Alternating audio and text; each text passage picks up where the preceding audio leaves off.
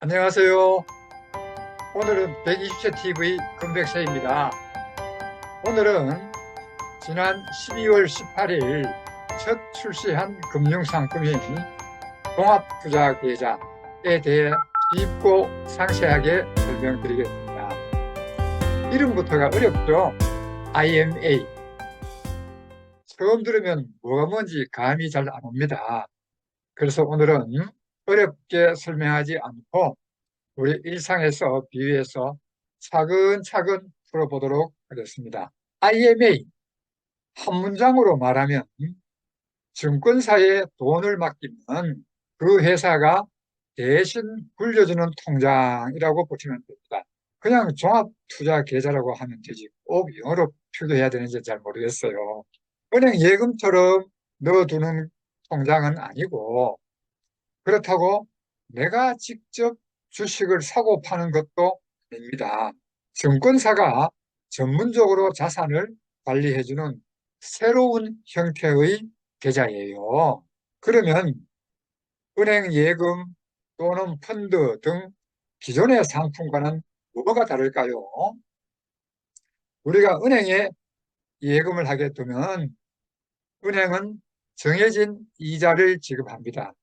그런데 수익이 너무 낮아가지고 좀 서운하고 기대에 못 미칩니다. 그런데 펀드는 어떨까요? 우리가 은행 이자가 낮은 반면에 펀드는 은행 이자보다는 좀 더 높은 수익을 기대할 수는 있습니다. 그런데 이 펀드를 운용하는 자산 운용사에서 실적이 좋으면은 대박이 터지겠죠. 금융 같은 경우에는 수익이 있습니다. 그러나 몇 년 전 홍콩 지수를 따라가는 그러한 펀드에는 원금이 100% 손실난 경우도 있었잖아요. 그런데 이 펀드는 원금 손실이 어떤 거 불안합니다. 그래서 새로 나온 상품 IMA는 다른 거예요. IMA, IMA의 경우에는 어, 증권사가 그걸 책임집니다. 즉 증권사가 망하지 않는다면 원금을 증권사가 100% 책임진다는 이야기입니다. 그리고 수익은 증권사가 직접 운용해서 그 운용 실적에 따라서 수익을 나눠주는 것입니다. 근본적인 차이가 있죠. 예금은 이자가 불만이고 펀드는 원금 떼일까봐 불만이고, 그런데 IMA, 지금 최근에 새로 나온 신상품 증권사의 IMA는 원금은 증권사가 책임진다.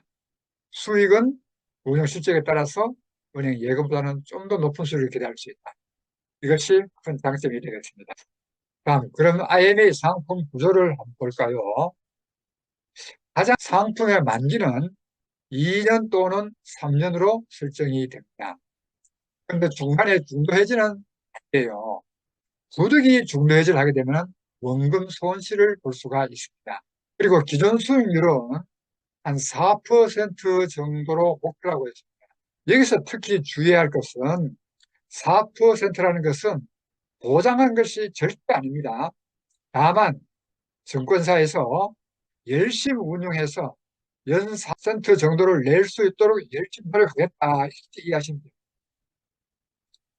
자금 운용은 증권사가 채권이나 기업 대출 또는 그 인수합병 같은 거 할 때는 돈이 필요하잖아요.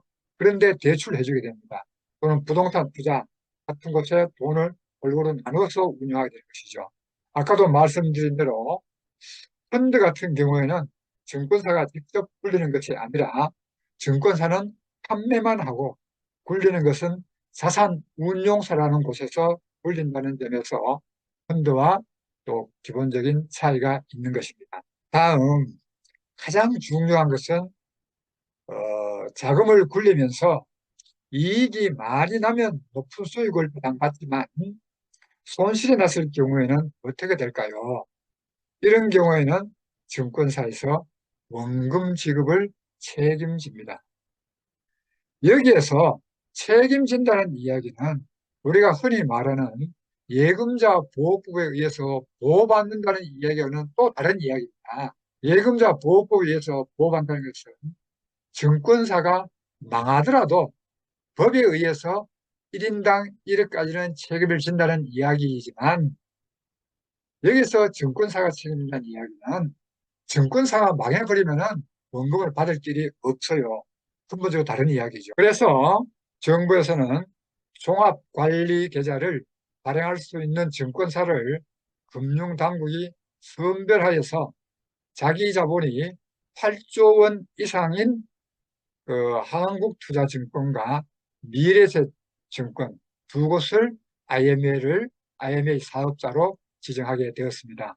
앞으로는 더 늘어나게 되겠죠. 그리고 그 가입 전에 꼭 확인해야 할 것은 그 증권사에서 발행되는 IMA가 보수가 얼마인가, 이것을 확인해 봐야 합니다. 한국투자신탁의 경우 최근에 발매된 상품을 보면 총 보수율이 0.6%입니다. 그리고 평가 보수라는 게 있어요. 평가 보수율이라고 하면은 아까 제시한 기준 수익률 4%를 넘어가는 부분에 대해서는, 초과되는 부분에 대해서는 40%를 자기들 몫으로 가져가겠다, 그 이야기입니다. 그런데 지금 미래에셋과 한국투자신탁 꼼꼼하게 따져보고 가입을 해야 될 필요가 있겠죠. 그러면 세금은 어떻게 될까요? 만기에 수익이 발생되는 금액은 세법상 배당소득으로 간주가 됩니다. 배당소득으로 간주가 되어가지고 15.4%의 원천징수 세금을 떼게 됩니다. 그리고 이게 특히 고수익자인 경우에 주의해야 될 것은 2년 또는 3년간 만기에 찼기 때문에 그때 찾는 금액이, 수익 금액이 이 배당소득으로 간주되기 때문에 다른 금융소득과 합쳐서 이 소득이 2천만 원이 초과되면 그 초과되는 부분에 대해서는 다른 모든 소득과 합쳐서 종합소득세를 신고해야 되는 것입니다. 그런 경우에는 세금을 많이 낼 수도 있기 때문에 반드시 고수익자인 경우에는 가입 전에 세무 상담이 필요할 것 같습니다. 자, 그렇다면 지금 현재 한국투자증권과 미래에셋증권에서 IMA 1호를 전부 발매하고 있습니다. 한국투자증권에서는 12월 18일부터 12월 23일까지 6일간 이미 모집이 시작되었으니 서둘러 확인해 보시기 바랍니다. 그리고 미래에셋증권은 12월 22일, 내일이네요. 내일부터 24일까지 3일간 모집을 하고 있습니다. 자, 그러면 IMA 어떤 분이 가장 맞는 걸까요? 이런 분들에게 추천드립니다. 내 은퇴 자금을 2년 또는 3년간 여유롭게 묶어둘 수 있는 자금 여유가 있는 분, 은행이 이자보다는 조금 높은 수익을 원하시는 분, 그런데 원금은 손실 보기 싫다는 분들입니다. 그리고 내 자산을 전문가에게 맡겨서 운영하고 싶은 분, 펀드는 불안하고 예금은 아쉬운 분, 이런 분들. 또 주의해야 할 점, 중도 해지는 안 됩니다. 부득이 중도 해지가 해서 돈을 써야 될 경우에는 원금 손실이 생길 수 있다는 점 반드시 명심해야 합니다. 만기까지 묶어둘 수 있는 수익률, 즉 기존 수익률 40%라는 것은 내가 증권사가 열심히 투자해서 한 4%까지 한번 내보겠다라는 목표지, 그것이 반드시 실현된다, 보장된다, 이것은 아닙니다.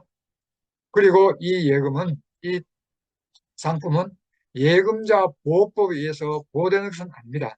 만약에 만기 전까지 증권사가 부도가 나거나 파산이 되어버리면 내 원금이 손실 날 수도 있다는 점 반드시 기억해야 합니다. 자, 오늘은 IMA에 대해서 쉽고 상세하게 알아봤습니다. 여러분의 현명한 자산 관리에 도움이 되길 바랍니다. 감사합니다.